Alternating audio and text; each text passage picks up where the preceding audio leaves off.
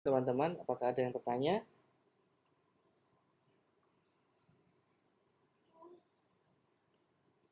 Prosesnya tadi itu ada 7, benar ya?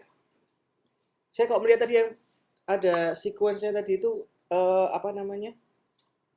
Ada 1, 2, 3, 4, 5, 6, tapi yang publish kok juga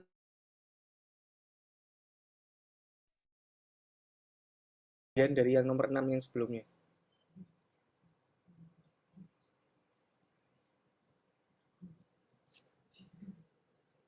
Iya, ada 7. 7, berarti salah indexing aja tadi nomornya. 6-nya ada 2. Oke. Sorry putus-putus. Suara saya putus-putus ya? Kayaknya saya. Oh. Oh, sudah jelas kok Mas Bayu. Tadi suaranya Mbak Rida juga bagus. Sudah lancar.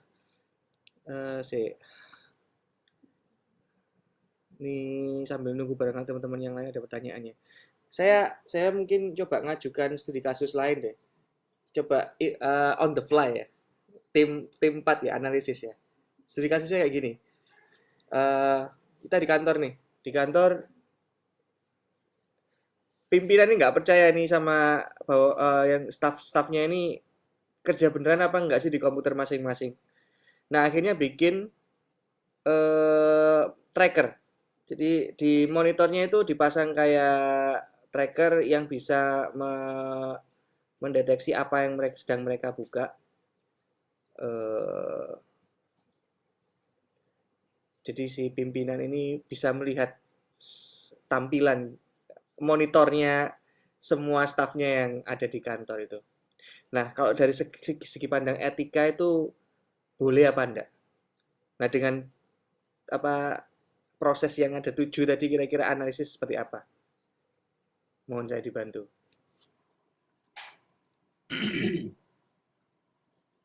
Kalau menurut saya nggak boleh, Pak.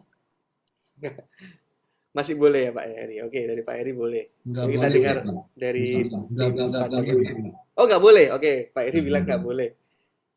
Ini demian Pak, demi apa menjaga efektivitas kerja. Ini soalnya pimpinannya ini melihat kok saya khawatir ini pada nonton YouTube, terus main game, nggak malah kerja. Nah, sementara kalau mau menindak staff itu jadinya nggak punya bukti kan. Karena ada target, Pak. Gimana? Karena ada target. Oh, jadi target base aja ya. Jadi kalau misalkan mereka mau main game terserah mereka, pokok kerjaan beres. Oke. Iya, Itu menurut Pak Heri ya. Kalau tadi kan ada coaching. Coaching. Oke, boleh. Baik, Pak Heri. Saya tetap tagih nih yang dari tim 4. Silakan pandangannya. Apakah seperti Pak Heri juga pendapatnya? Jadi kalau dari dilema apakah itu privacy dari karyawannya gitu. Ya. Dan dia mungkin kalau stakeholder-nya bisa saja alasan-alasannya. Coba sambil ini Mbak dibuka tadi slide-nya, ditunjukin fase-fasenya tadi loh. Sambil jelasin. Oke. Biar enak mengikutinya.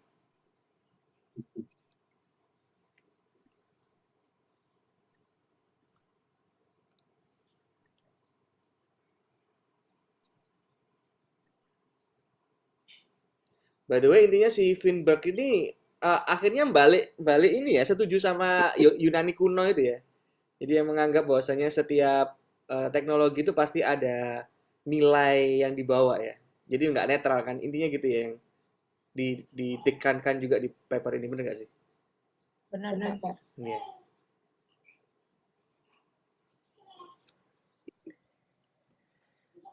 Iya, jadi kan kalau stakeholder kan sama pasar manajer kayak staffnya juga gitu.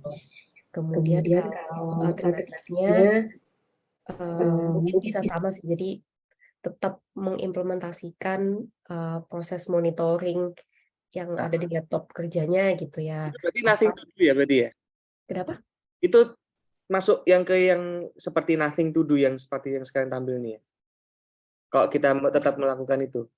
Nothing to do. Jadi membiarkan si program untuk monitoring itu tetap berjalan gitu. Itu yang pertama. Yang kedua,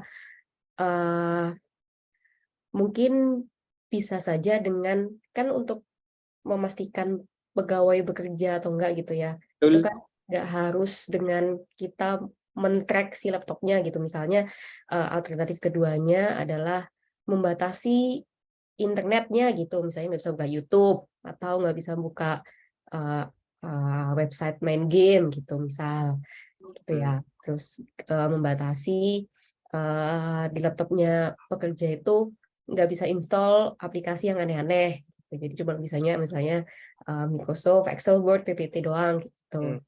Itu kan juga bisa. Atau mungkin alternatif solusinya seperti yang tadi disampaikan oleh Pak Heri, adanya coaching kayak gitu ya kan. Nah, terus mungkin kalau konsekuensi dari masing-masing alternatifnya yang tetap membiarkan program itu ada di komputer karyawan gitu ya, mungkin mengganggu privacy gitu. Jadi kan si karyawannya merasa dia ngapa-ngapain diawasi gitu kan. Nah, mungkin terus kalau yang kedua yang dia dibatasi untuk penggunaan internetnya ya memang terbatas. Jadi membuat si karyawan itu hanya bisa melakukan hal-hal yang berhubungan dengan pekerjaan aja gitu.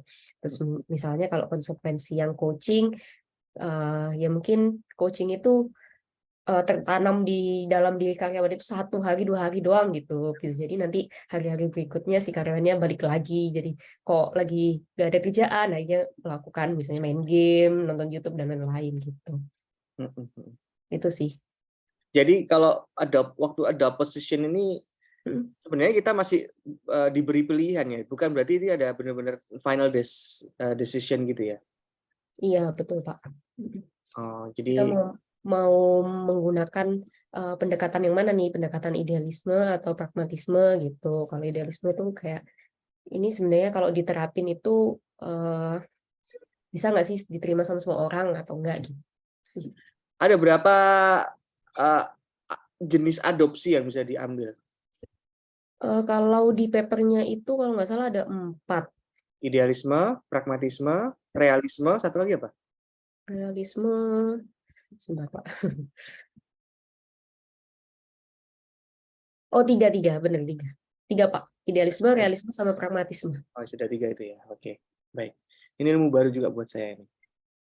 Oke, by the way ngomongin alternatif, saya ada alternatif yang lain. Misalkan kita tetap tracking tuh layarnya si staff, tapi yang tampak di monitornya pimpinan itu blurry. Jadi konten tidak ditampilkan, tapi kita tahu oh lagi buka browser, oh lagi buka game, oh lagi buka email, tapi konten kita sembunyikan. Jadi yang penting pimpinan tahu kalau dia buka apa gitu aja sih. Ya sudah cukup. Nah, kalau gitu nanti berarti poinnya apa? Realism kan gitu. Atau gimana? Menurut jenengan? Iya Pak, menurut saya kalau dikaitkan dengan teori tadi realisme, karena kan realisme ini dia tujuannya itu ngambil tindakan yang memberikan manfaat yang terbaik gitu kan. Nah, kalau emang ternyata itu akan memberikan manfaat pada perusahaannya itu mungkin boleh dilakukan, tapi dengan cara tadi transparan dan juga tetap menjaga privasi si yang dipantaunya gitu. Mungkin itu. All in all berarti aslinya sebenarnya paling asik itu kalau misalnya kita bisa mengambil yang realism ya kayaknya. Gitu ya kayaknya. Atau enggak bisa dikatakan seperti itu. Idealism sama yang pragmatism juga bisa punya poin plus masing-masing, tergantung kasusnya. Iya Pak, mungkin tergantung kasusnya juga. Kalau misalnya yang ternyata privasinya lebih rinci juga, terus kayak tindakannya itu tidak tepat untuk satu orang dan juga tidak tepat untuk orang lain, maka itu juga pakai yang pragmatisme. Jadi tergantung kembali lagi ke kasusnya. Oke, baik. Oke, saya rasa cukup. Apakah ingin ada tambahan komentar dari rekan-rekan yang lain selain rekan-rekan dari tim 4? Pak Hazik, mungkin ini sekedar sharing aja. Ya, Bu Ati, silakan. Ya, jadi hal ini masih saya lakukan di kantor saya. Jadi prosesnya sih bukan pakai sekedar pakai tracking begitu ya, tapi kurang lebihnya ya saya nggak tahu detailnya persisnya, tapi kurang lebihnya jadi IT saya itu bisa men-tracker history ya dari apa yang di browsing. Nah, unfortunately memang pekerjaan kami di kantor itu mandatori sekali pakai internet based, dan bandwidth-nya juga nggak bisa saya batasin. Jadi karena beberapa website yang harus kita pakai, beberapa program yang kita pakai dari vendor itu juga bandwidth-nya tuh besar-besar begitu. Jadi yang saya lakukan, akhirnya saya melakukan hal itu gitu ya. Jadi kita ada bisa tracking history begitu. Sebelumnya saya pernah menyetop YouTube, tapi setelah makin ke sini ternyata YouTube itu menjadi penting karena sosialisasi dan lain-lain juga sekarang dilakukan pakai YouTube gitu ya, apalagi setelah COVID gitu. Jadi Belajar juga di YouTube sekarang, Bu Ati. betul, semua jadi di YouTube begitu ya. Kadang-kadang kalau di lock satu nanti yang lain juga ke lock, atau kadang-kadang juga ada program yang di mana yang kita udah sign in tapi somehow itu jadi bisa nggak kebuka lah begitu ya kalau ada yang di blok-blok gitu. Tetapi di samping itu saya memberikan warning ya, memberi informasi kepada kepada teman-teman di kantor bahwa manajemen melakukan hal itu gitu. Jadi ada warningnya di depan. Ada awareness. Ya, ada awareness begitu. Jadi ada awareness, betul. Kalau ini nanti memang sudah disepakati, kalau nggak ada protes ya berarti kan artinya sudah sepakat ya. Jadi dari staffnya sudah sepakat. Unfortunately sih nggak bisa nggak sepakat ya. Karena ini istilahnya jadi ini dianggap sebagai manajemen decision gitu ya. Jadi mau tidak mau harus ya. Betul, tapi kita kasih warning, kita informasi, dan nanti just in case nanti kalau ada yang sesuatu yang somehow memang kayak udah di blok, ada web-web tertentu yang di blok yang memang nggak bisa dibuka, tapi memang pernah terjadi juga ternyata ada yang satu ke blok, ternyata dia tidak bisa membuka web atau link yang memang penting bagi pekerjaannya begitu. Jadi memang ada pekerjaan begitu juga gitu ya, karena kita masih pakai istilahnya cara yang manual lah ya, bukan yang terlalu sophisticated juga gitu. Ya sekedar setting aja. Masih berlangsung di kantor saya sampai sekarang. I see. Very nice sharing. Terima kasih Bu Ati. Ini mungkin saya cukupkan untuk yang tim 4 yaitu Mbak Indah udah pusing kayaknya, dan kita bisa geser ke timnya Bu Ati. Lanjut Bu Ati sekalian Bu untuk sesinya dengan tim. Oke, terima kasih. Ini tim terakhir ya mungkin ya. Nanti udah pada ngantuk nih, jadi mudah-mudahan masih bisa masih bisa didengarkan. Monggo Mas Dadan boleh bantu untuk share. Mohon bantuannya nanti PPT atau PDF slides-nya bisa diangkat, diunggah ke meeting chat ya, biar nanti saya letakkan di Madas Classroom juga.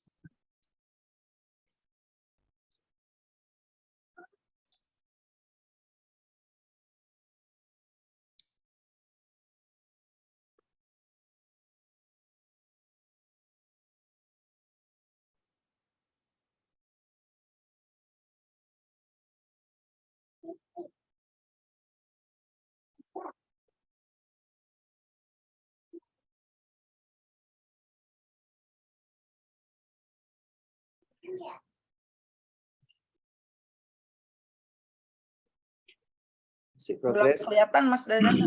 Ya, masih uploading mungkin.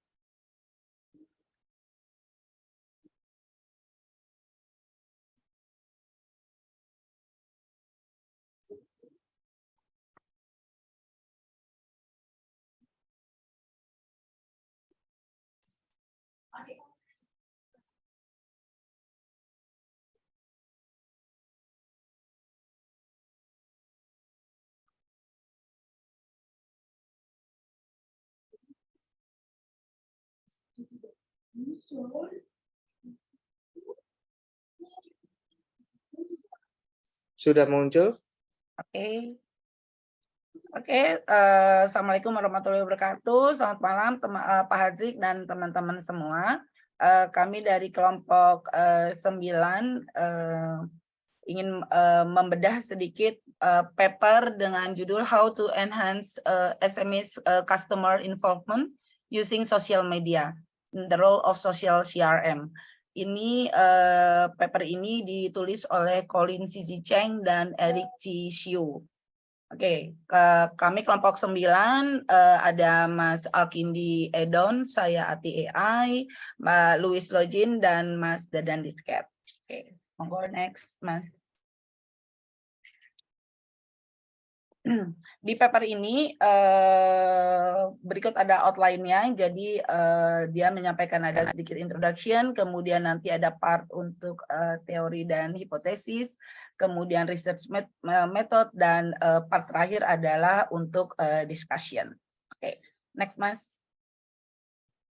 Jadi di introduction ini sebenarnya sudah banyak sekali penelitian begitu ya, dan beberapa praktisi juga mengakui bahwa customer involvement atau customer engagement ini adalah menjadi hal yang makin hari makin penting begitu ya. Jadi kepentingannya meningkat. Sebenarnya apa fungsinya ya, berarti bisa meningkatkan tingkat kepuasan ya dari customer dan loyalty dari customer.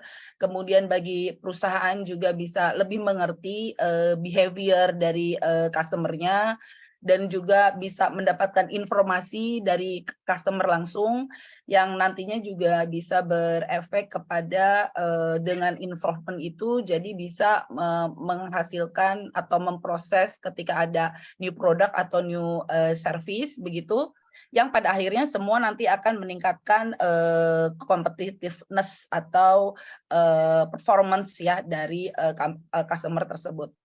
Nah, untuk sebuah perusahaan yang besar ya, mereka di paper ini disebut sebagai the firm. Jadi perusahaan yang besar itu sudah otomatis menggunakan segala cara ya dalam tanda kutip, seperti otomatis untuk menggunakan social CRM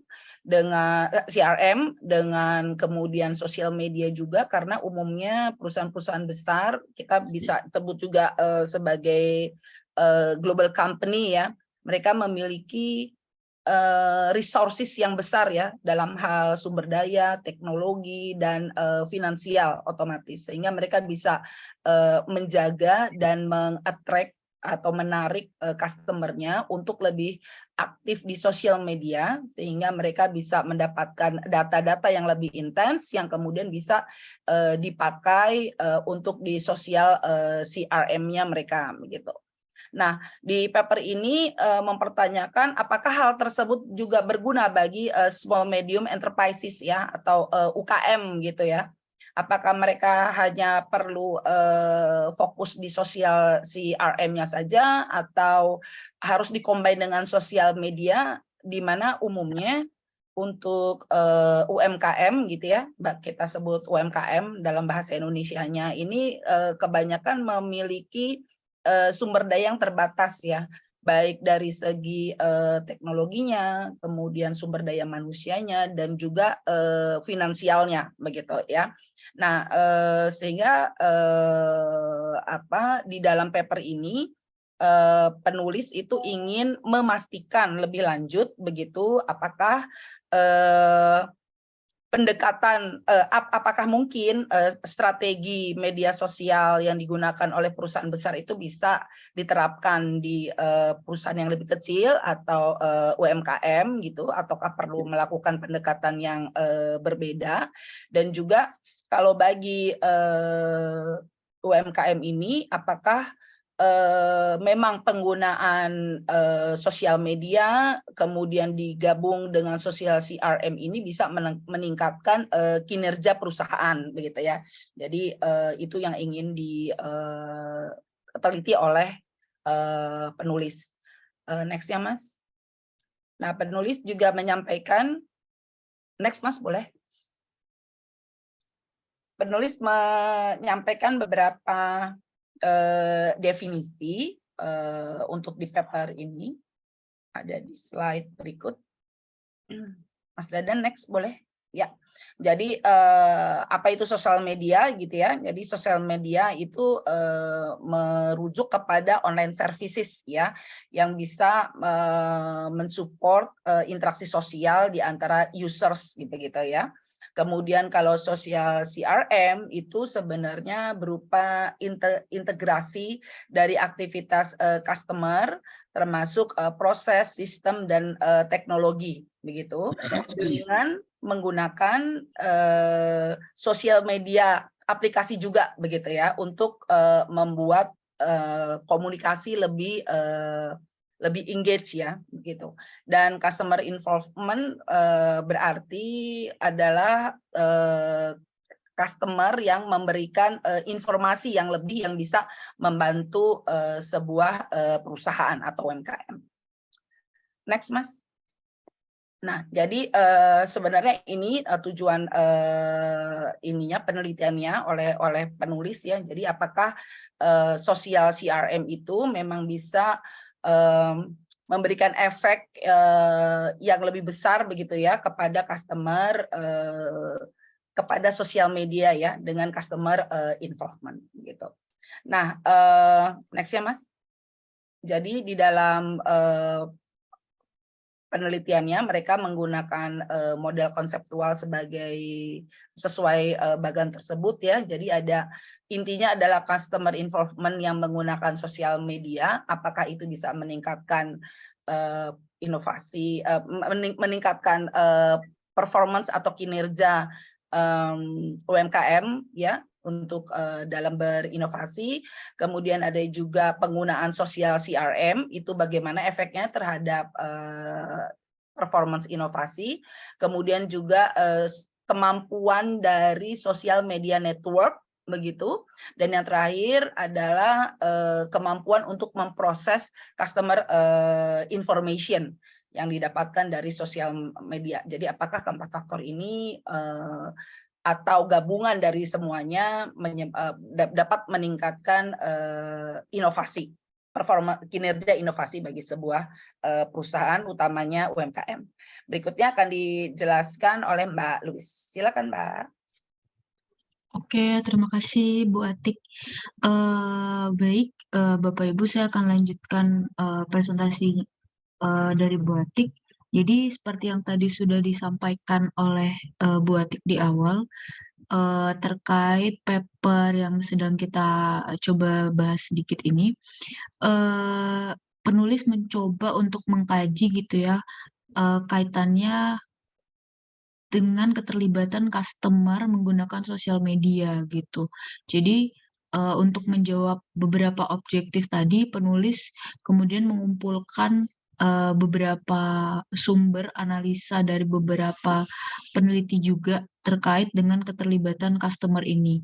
Nah, dari penelitian yang sudah ada, penulis itu mendapatkan informasi bahwa sebenarnya kalau dilihat dari jumlah pengguna sosial media, ini bisa dikategorikan ke dalam 3 tipe gitu. Jadi sosial media, customer sosial media sebagai sumber informasi, kemudian as co-developers ya, atau sebagai inovators.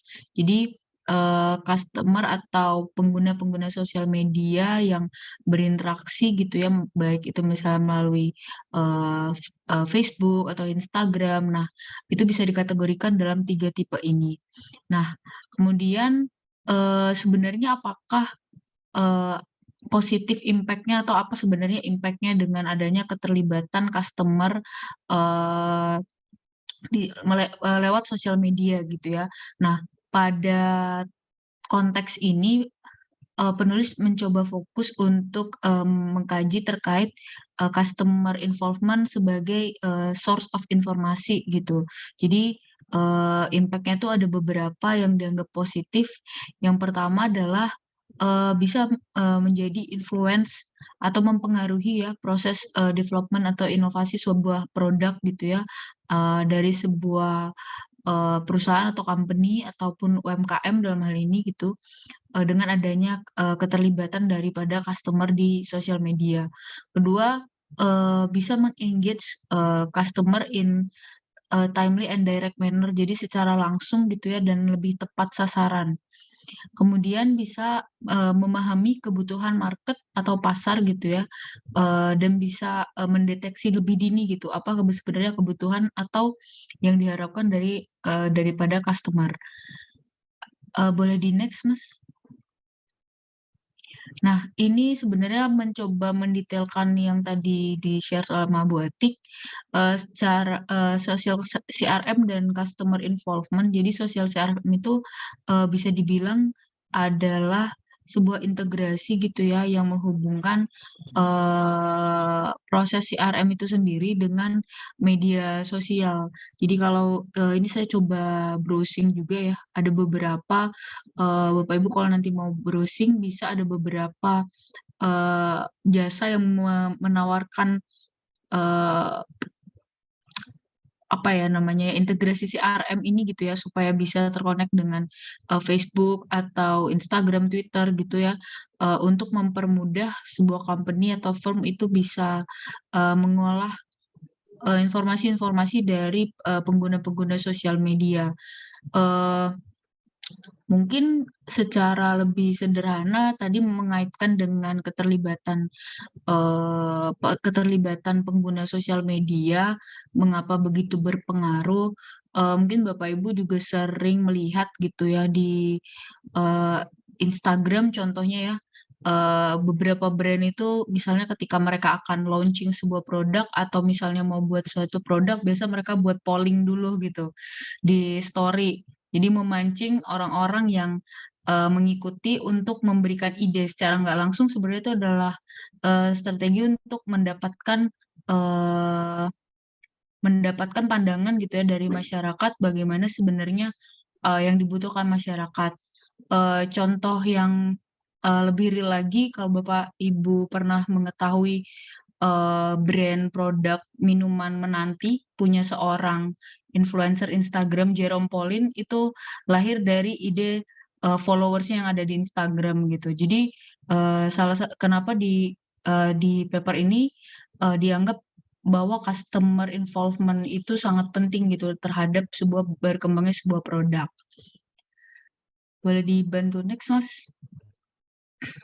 Nah, eee teori ketiga yang atau hipotesis yang ketiga tadi setelah melihat, bagaimana sih pentingnya customer involvement, kemudian cara, eee, proses dari sosial CRM, kemudian penulis itu juga mencantumkan bahwa, sebenarnya untuk membuat hal tersebut, berhasil ya mengkonekkan sosial CRM dengan sosial media, tadi sempat di awal disebutkan oleh Bu Atik, bahwa UMKM sendiri mungkin secara sumber daya terbatas, penulis menyebutkan bahwa penting juga bahwa sebuah company atau firm ataupun UMKM itu memiliki 2 capabilities. Di sini di-mention adalah social media network capability dan juga customer information processing capability yang pada intinya sebenarnya adalah bagaimana ketika sumber atau data yang bisa didapatkan dari sosial CRM yang terintegrasi dengan sosial media ini bisa benar-benar dipakai dan diolah oleh firm sendiri sehingga didapatkan output ataupun proses yang lebih maksimal atau yang diharapkan, seperti itu. Oke, kemudian akan dilanjut oleh Mas Daden ya, atau Mas Alkindi. Silakan, Mas. Ya, lanjut saya, Dadan. Jadi selanjutnya ini research method. Yang pertama data collection. Nah, jadi kriterianya yang pertama ini penulis cover semuanya, mulai dari business to business dan business to customer. Kalau yang di business to business ini ada di bidang IT, electrical, biotechnology, machinery, dan tekstil. Kemudian di business to customer ini food sama financial service. Terus kriteria selanjutnya ini yang sedang melakukan inovasi ataupun akan memperkenalkan produk baru atau service yang baru. Dan setidaknya satu project, dan memang yang diambil di sini fokus di satu project di tiap UMKM-nya. Kemudian project-nya ini juga harus yang berdasar dari informasi dari customer melalui sosial media. Dan kemudian ini juga 3 tahun terakhir. Terus ini total ini ada 5.000 UMKM, diambil secara random 1.500. Kemudian dari 1.500 itu 976 yang masuk ke dalam kriteria. Kemudian ini dihubungi oleh penulis yang setuju untuk ikut ada 317. Respon rate-nya ini 32,4%. Terus 70,6%-nya dari 317 ini revenue-nya itu di atas 1,7 juta USD. Dan usia UMKM-nya ini lebih dari 5 tahun. Kemudian sebentar.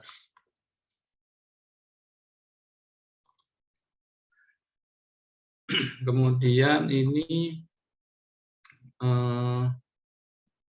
dengan interview, ini interviewnya di onsite, terus pengambilan datanya ini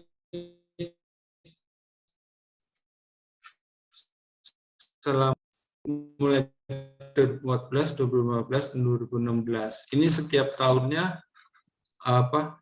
berbeda yang ditanyain, tapi ini dalam satu perusahaan yang sama. Jadi yang pertama di 2014 itu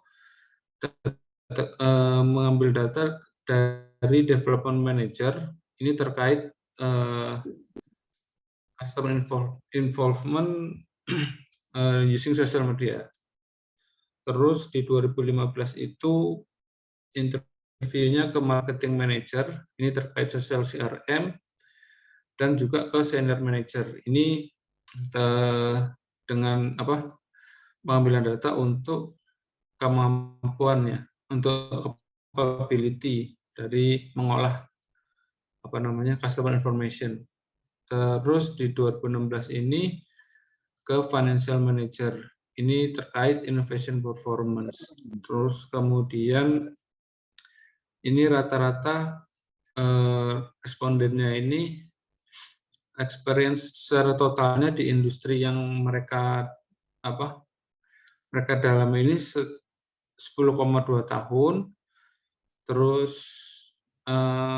pengalaman di senior level leadership-nya ini 7,5 tahun, dan di posisi yang saat ini rata-rata 3,9 tahun. Nah, terus ini kalau di tiap-tiap respondennya di development manager ini setengahnya itu di atas 4 tahun.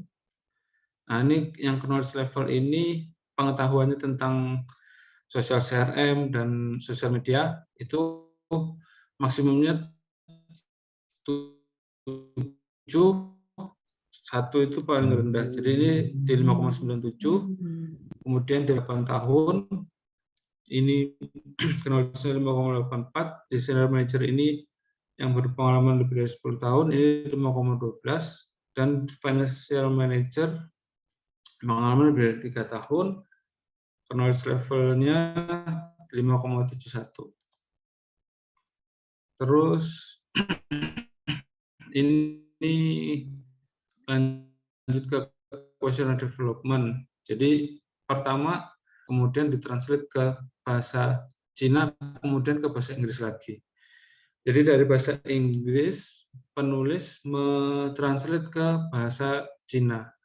Terus dari bahasa Cina ini oleh 2 akademik dirubah lagi ke bahasa Inggris.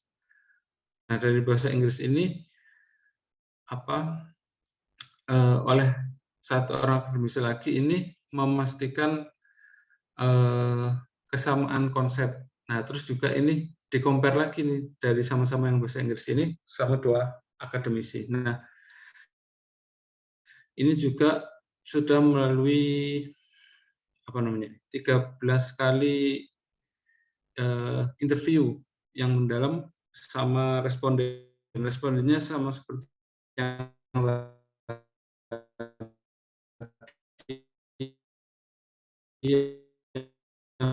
melihat relevansi dan complete questionnaire ini. Setelah itu dilanjutkan lagi dengan pilot test. Pilot testnya ada 2. Yang pertama itu semi-structured interview dengan 20 questionnaire managers. Kemudian ini komen-komennya diambil untuk feedback untuk selanjutnya untuk revisi. Nah, kemudian pilot test yang kedua ini untuk memastikan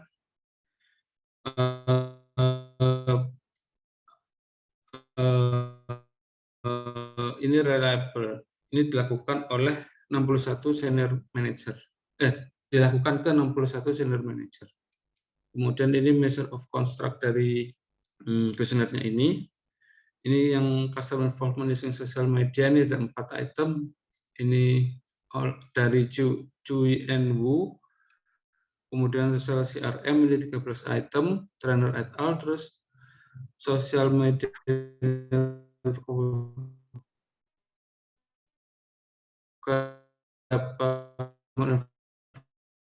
information processing capability.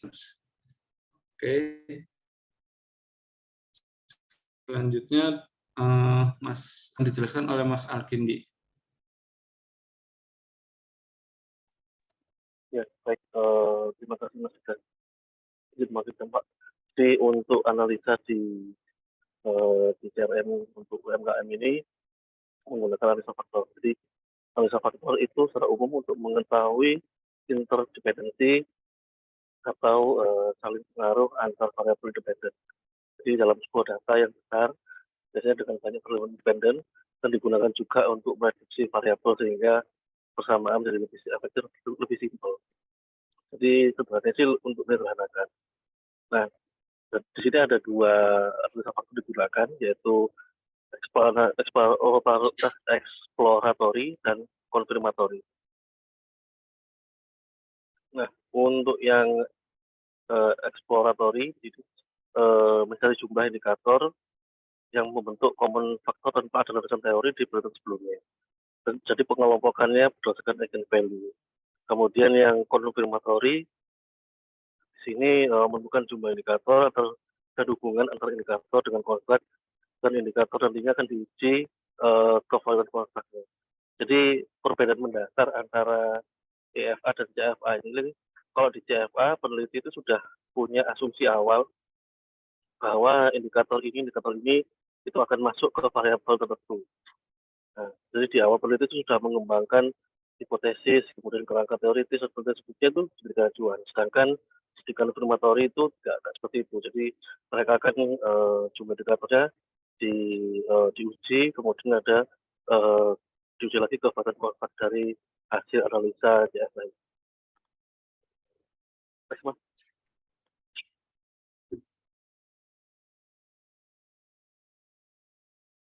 Ya, next one. Ya, jadi variabel konstrak yang digunakan sebenarnya ada 3 di sini. Ada customer involvement using social media and innovation performance atau nanti akan disingkat CI, kemudian social CRM sendiri, serta social media network and customer information processing capabilities.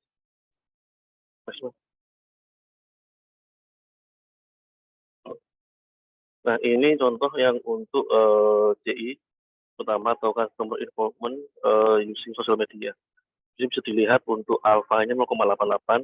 Jadi sebetulnya ini bukan alfa yang error, bukan tingkat error masuk, tapi di sini adalah alfa ini alfa converge atau alfa untuk mengetahui reliabilitas suatu variabel yang digunakan.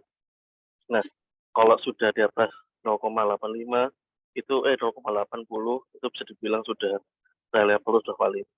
Kemudian distribusinya menggunakan distribusi chi-square, kemudian RMSEA atau root mean square error-nya juga kecil sekali di angka 0,04.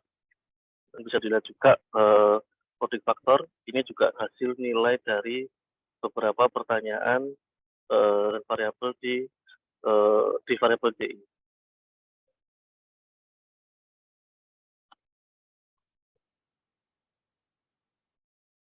Sudah kah? Kok tiba-tiba hilang?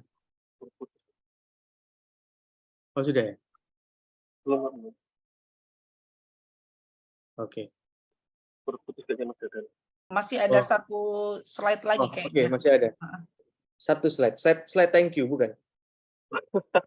Adalah. Nggak ada sedikit apa summary lah ya mungkin ya kurang lebih ya. Baik. Iya, belum, Pak. Bahwa Tapi ya. lumayan jauh. Oh udah tadi ya jadi ya. Siap. Jadi sih pada Lumayan jauh. intinya ya untuk Saya yang kamu belum selesai ya tadi ya, bener ya? Belum. Masih banyak ya data-datanya Masih belum jauh. ya? Iya. Jauh. Oke. Mas Dadan, oh Heng mungkin ya? Iya. Saya coba. Kayaknya dari komputer saya, iya. Oh lagi deh Heng, oke ya. Coba aku coba deh ya. Ini saya Atau coba. aku bisa? Atau aku masukin di?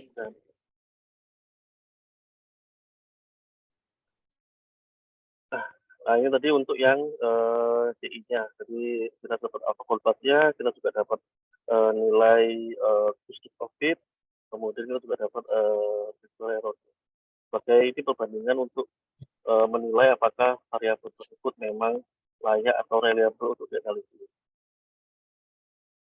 Kemudian ini untuk sosial CLM-nya, alpha-voltase apakah lebih tinggi lagi di angka 0,93, kemudian distribusinya pakai distribusi chi-square, kemudian RMSE juga masih sama di angka 0,04. Pertanyaannya juga lebih banyak karena memang fokusnya di social CLM, mulai dari information generation, kemudian dissemination, sampai dengan responsive-nya. Sebenarnya masih banyak variabel-variabel, terutama untuk yang kedua ini, tapi ini yang utamanya. Kemudian untuk probability, di sini ada diketahui bahwa atau pokoknya juga tinggi juga di angka 0,93. Jadi memang dari ketiga variabel tadi, ketiga-tiganya bisa dibilang sudah reliable dan memang bisa diproses untuk analisa selanjutnya. Nah, kemudian selanjutnya ada beberapa batasan atau satu untuk memenuhi, antara lain adalah small faktornya di antara 0,71 dan 0,86. Kemudian indikatornya reliable di antara 0,85 sampai 0,25. Kemudian nilai AVE-nya sudah di antara 0,61 dan di 0,65. Lebih seperti ini. Apapun batasnya tidak ada yang melebihi 0,5 dan tidak ada yang di bawah 0,8. Kemudian RMSEA-nya juga tidak terlalu tinggi, masih di bawah 5% semuanya. Nah, ini kita langkah selanjutnya itu menilai AVE dengan indikator-indikator yang berhubungan dengan setiap faktor dan membandingkannya dengan varian yang dimiliki oleh setiap faktor dengan faktor lain dalam model. Di sini hasilnya menunjukkan bahwa semua elemen diagonal yang memiliki yang mewakili asal kuadrat AVE lebih besar dari varian strategi pertama. Jadi kalau bisa dilihat di sini nilai diagonal biasanya kalau matriks korelasi kan di diagonalnya merupakan korelasi dengan dia sendiri, tapi di sini enggak. Di sini korelasi diagonalnya adalah akar kuadrat dari AVE. AVE tadi yang maksimalnya 0,6 sampai dengan 0,6. Dan bisa dilihat juga bahwa nilai korelasi antar variabel bisa 1/7. Nah, bisa dilihat bahwa semua korelasi secara positif, bahkan ada yang korelasinya bisa signifikan hingga di level p-value-nya 1%. Nah, di sini terutama untuk yang information performance itu p-value dengan tingkat alpha 1% ya sudah sangat signifikan sekali. Kemudian analisa selanjutnya menggunakan pendekatan alternatif, jadi hasil penelitian menunjukkan bahwa nilai unconstrained model secara signifikan lebih rendah daripada model yang constrained dalam semua kasus. Jadi contohnya pada customer information and social media network probability, Model yang unconscious memiliki chi-square sebesar 32,7 dan model conscious memiliki chi-square sebesar 94,1. Jadi perbedaan chi-square sebesar 68,2 ini signifikan pada p-value kurang dari 1/mil. Ini lebih kecil dari 1%. Jadi secara keseluruhan menemukan bukti kuat bahwa kualitas konvergen dan keseluruhan.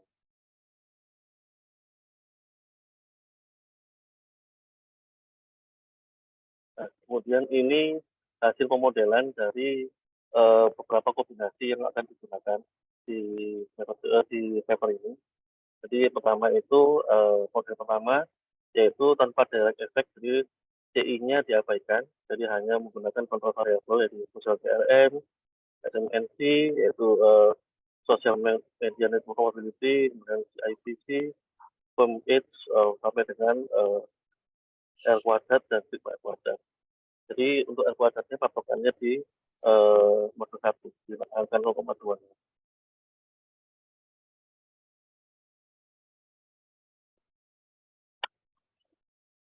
Nah, untuk statistik ujinya di sini menggunakan tabel F karena memang uji pertama, jadi dengan data berbasnya ada 7 berarti 7 minus 1 dan 17 minus 1. Kemudian model 2 di sini direct effect-nya menggunakan CI tapi tetap kombinasi, dapatkan R square-nya naik 0,04%. Jadi bisa dibilang ini signifikan. Kemudian otomatis karena R square naik juga F-nya juga pasti berubah ada kenaikan. Nah, untuk yang model 3 ini main efeknya ditambah lagi yaitu kombinasi antara CI dan social CRM. Didapatkan juga dari efeknya untuk CI bahkan lebih tinggi lagi di 0,386, kemudian R square-nya di 0,33 dan ada kenaikan 0,03 untuk delta R square. Sampai akhirnya di model kelima yaitu antara kombinasi CI, social CRM dan CIPC. Ini didapatkan R square-nya 0,43 atau 43%, ada kenaikan 0,06 dibandingkan R square di model 4.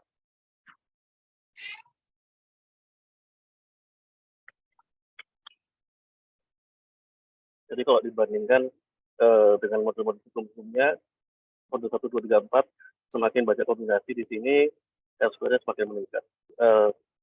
Perlu dipahami bahwa R square itu berarti semakin tinggi R square semakin baik.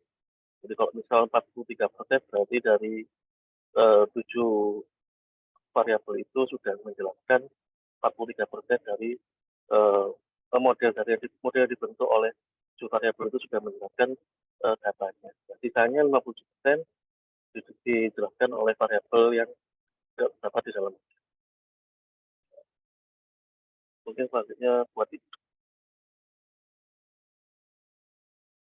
Oke, jadi dari hasil yang result tadi sebenarnya sudah terlihat dari hasil empiriknya tadi. Jadi bahwa memang berdasarkan hasil penelitiannya tadi menunjukkan bahwa semua memang ada positive impact ya terhadap inovasi dan utamanya efek dari interaksi sosial CRM, kemudian customer information processing, dan juga customer involvement tadi menunjukkan hasil yang paling tinggi sebenarnya ya, begitu. Jadi memang harus di-combine. Jadi bukan hanya dengan penggunaan sosial CRM gitu. Kurang lebih seperti itu. Mungkin untuk kesimpulannya dari Mas Kindi atau Mas Dadan dan Mbak Luis mau ada yang ditambahkan?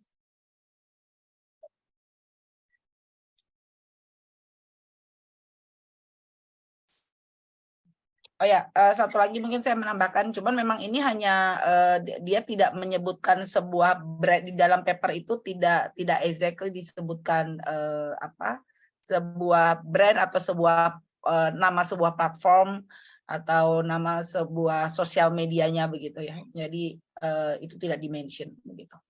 Sekian mungkin Pak Harzik dan teman-teman, Bapak Ibu mungkin ada yang mau kita diskusikan lebih lanjut. Terima kasih. Baik, terima kasih Bu Ati, Mas Dadan, Mas Alkindi, dan Mbak Lui tadi ya. Saya melihat ini mirip dengan mirip dalam artian muatan statistiknya ya, sangat berat ini.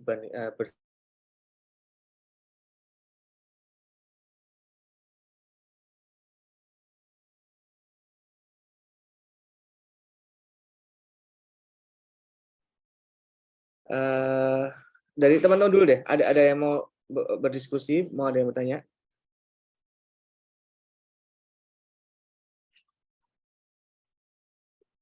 Kayaknya beberapa mungkin perlu reread lagi, membaca sendiri papernya, karena ini muatannya sangat banyak dan cukup berat, nggak bisa dibaca sekali doang. Sepintas saya jadi cuman sebenarnya lebih pingin tanya-tanya masalah alasan kenapa pakai chi-square, chi-square itu ya.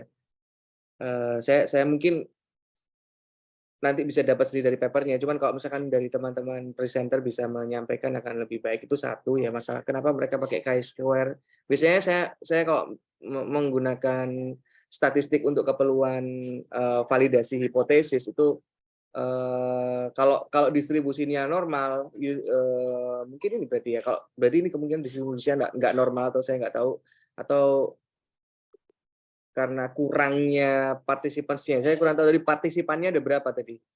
Karena kalau partisipannya cukup banyak itu aslinya bisa pakai student t-test kita nyebutnya. Jadi komparasi ini pakai student t-test, terus ada alfanya sama, tadi saya lihat sudah ada alfanya, ada apa sih kita nyebutnya itu p-value dia. P-value sama alfanya tadi.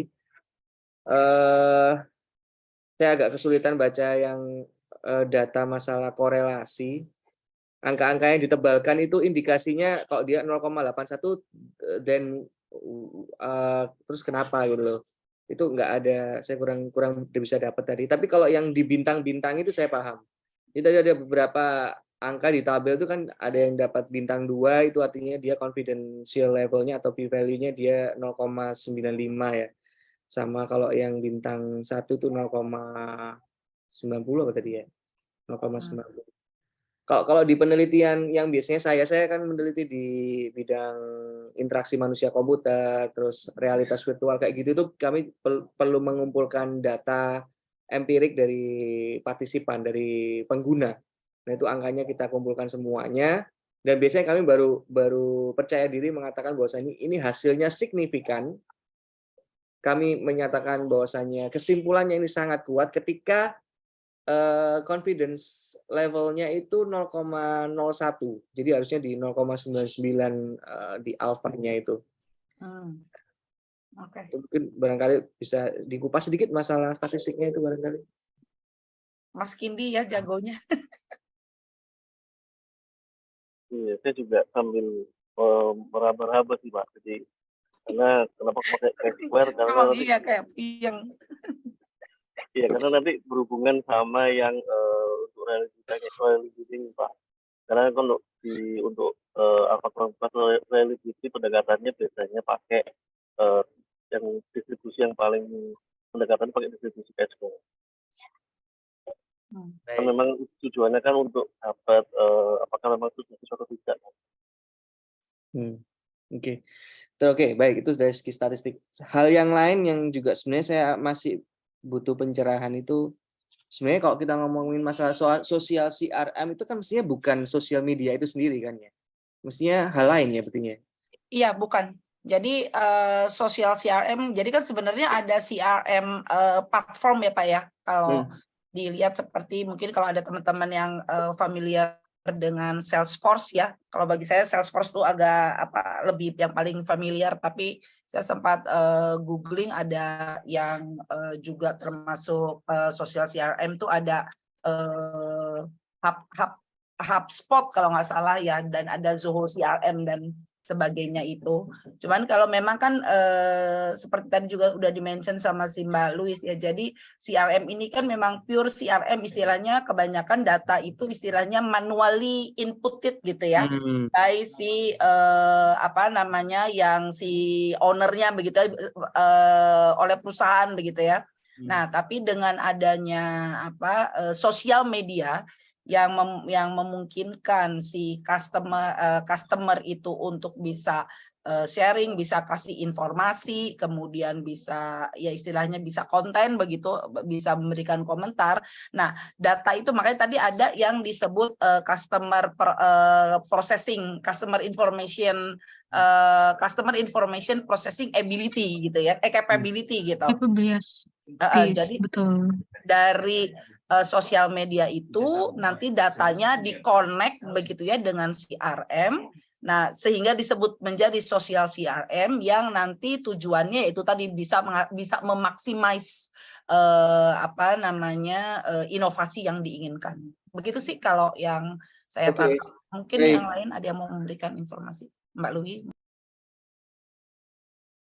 Kalau keywords-nya dari Bu Atik tadi, saya menangkapnya manual versus automatic input gitulah ya. Secara data stream-nya itu Ya, kalau kurang lebih. CRM itu dia manual input, kalau social CRM dia ada mekanisme otomatis yang ditarikan langsung dari feedback-nya customers lewat social media. Oke. Ya, dan ada additional customer information processing begitu ya, jadi ya dari data yang bisa diterima lewat social media. Oke, baik. All in all, dengan adanya social CRM ini, secara statistik tadi kesimpulannya ada korelasi langsung meningkatkan Kinerja. masih. Ya, betul. Baik. Oke, apakah ada pertanyaan? Ini sudah larut, saya mohon maaf overtime. Sebagai gantinya nanti pekan depan kita mungkin cut time, kita bisa akhiri lebih cepat untuk yang pekan depannya. Saya juga tinggal 2 peserta lagi. Iya sih. Pekan depan kan libur Pak Hazik. Oh iya, pas tanggal 22 libur itu gimana Pak? Iya ya? Iya. Oke. Ya berarti normal dulu aja. Waisak. Iya, normal dulu saja. Biasanya kalau libur sih ya sudah kita anggap libur, tapi presensi nggak akan membebani. Jadi kita anggap memang itu sudah terpenuhi dengan libur itu. Biasanya kayak gitu saya tahunya. Tapi saya nanti diskusikan dengan Pak Bagus ya, kalau memang kami perlu ada sesi tambahan maka kami atur terlebih dahulu untuk kelas penggantinya bila diperlukan ya. Kalau libur ya sudah libur untuk pekan depan. Jadi tanggal merahnya sampai malam ya. Sebenarnya kalau mau sampai besoknya lagi Pak. Ya, saya dengar sih katanya 22 sampai 27 malah itu katanya cuti bersama. Saya kurang tahu itu infonya sudah valid atau belum. Kalau cuti bersamanya sih nggak apa-apa, nggak ada sih Pak. Kecuali kalau anak SD mungkin SD zaman dulu libur awal puasa begitu ya. Iya. Soalnya ini buat Jumat itu hari kecepit soalnya Bu. Kampus lain kayaknya 2 hari sih Pak. 2 hari aja ya. 22, 23 Oh iya Pak. Jumat ya. Libur Pak. Jumat tuh kecepit soalnya. Ya benar. Ya udah. Ya anyway, oke, berarti kita tidak ada pertemuan untuk pekan depannya. Ketemu lagi 2 pekan lagi insyaallah.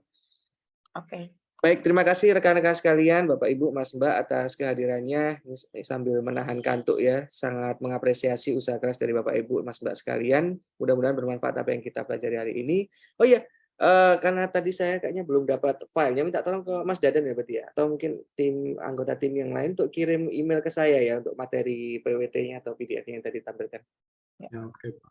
Oke, terima kasih. Selamat malam, selamat petang. Assalamualaikum warahmatullahi wabarakatuh. Waalaikumsalam. Waalaikumsalam. Terima kasih Pak Zik. Pak Hazik, saya